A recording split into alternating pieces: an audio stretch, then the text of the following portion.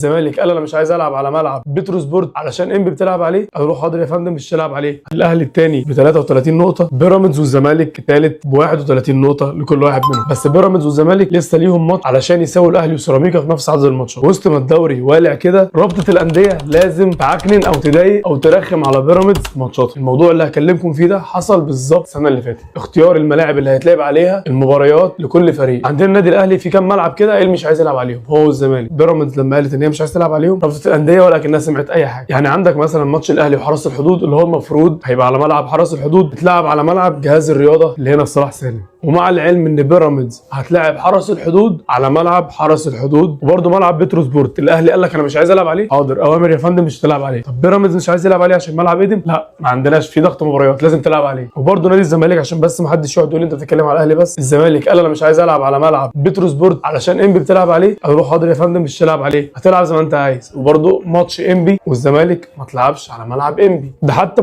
هي كده حلوت قوي، اقسم بالله كده حلوت قوي.